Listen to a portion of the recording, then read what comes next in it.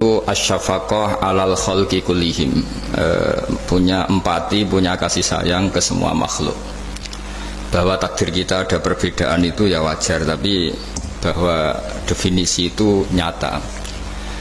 Tadi beliau menyebut termasuk satu saudara atau satu komunitas dengan makhluk-makhluk Allah yang lain.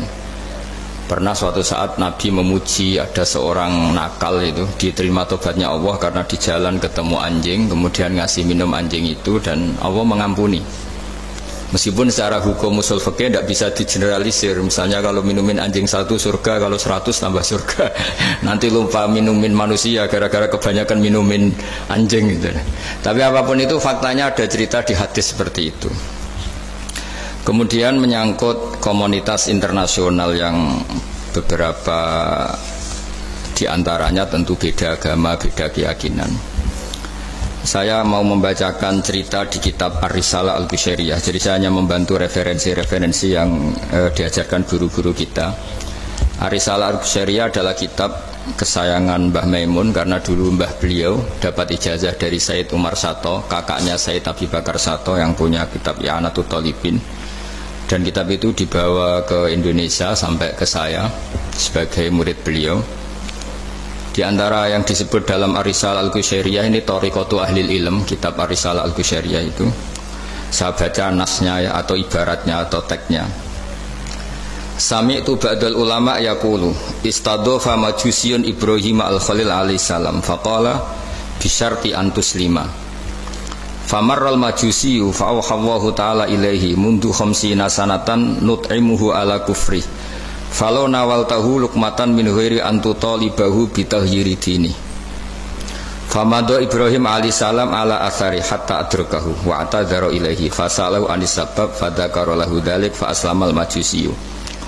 Jadi suatu saat Nabi Ibrahim itu kan terkenal Abu Duyuf, orang yang mesti menservis tamu-tamu itu. Kita tahu dulu itu tidak ada warung, tidak ada hotel, tidak ada, ya pokoknya tidak ada mall. Sehingga kalau orang pergi itu kelaparan betul itu. Mbak orang kaya pun kelaparan karena melewati padang pasir itu. Kalau sekarang kan orang mau sowan kiai makan dulu. Karena takutnya di rumah kiai kan makan sungkan, jadi makan dulu nanti di kiainya tinggal pura-pura makan.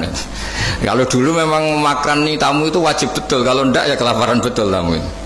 Sehingga cerita suatu saat di antara tamu itu berakidah, berfaham majusi atau beragama majusi lah gampangannya itu. Terus Nabi Ibrahim nggak mau, saya mau ngasih makan syaratnya Anda harus Islam gitu. Akhirnya orang ini putus asa kemudian meninggalkan Nabi Ibrahim. Saat orang itu meninggalkan Nabi Ibrahim, Allah memberi wahyu ke Nabi Ibrahim. Orang itu umurnya 50 tahun dan dia hidup karena tak kasih makan. Terus kata Allah, mundu khamsina sanatan nut'imuhu ala kufri. Saya yang Tuhan saja ngasih makan dia 50 tahun tanpa syarat dia harus Islam. Kamu baru dimintai makan sehari mensyaratkan Islam. Walhasil terus Nabi Ibrahim ngejar orang Majusi itu, terus monggo-monggo makan di rumah saya. Singkat cerita terus orang Majusi itu tanya, kenapa Anda berubah pikiran? Terus Nabi Ibrahim cerita bahwa beliau ditegur Allah kemudian harus melakukan itu. Jadi cerita-cerita seperti itu banyak.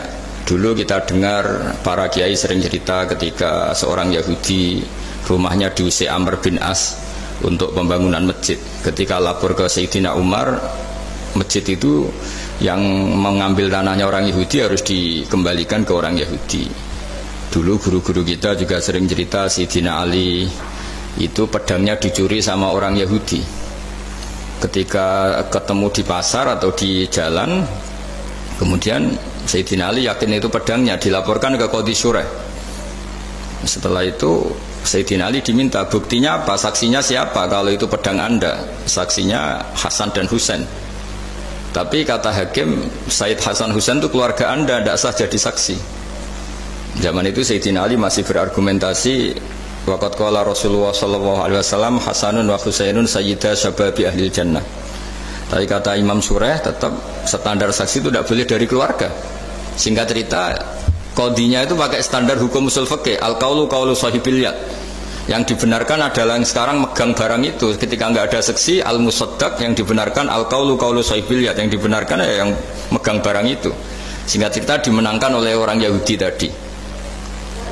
Setelah dimenangkan Sayyidina Ali agak kecewa, masa seorang Amirul Mukminin sidang di pengadilan negeri kalah.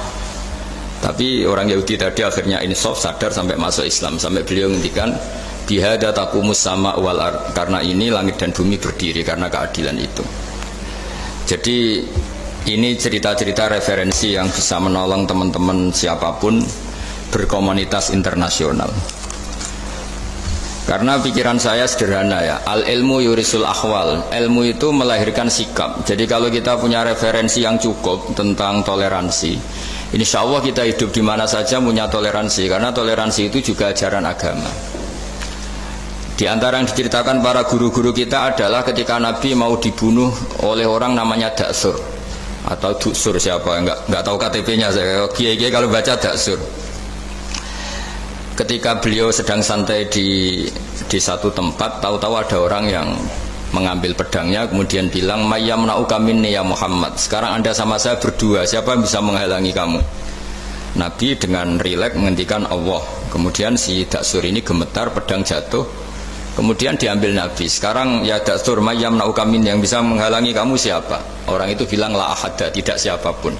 Nabi dengan gampangnya fa'afa anhu, Nabi memaafkan. Padahal ini jenis harbi, jenis orang yang jelas punya niat bunuh.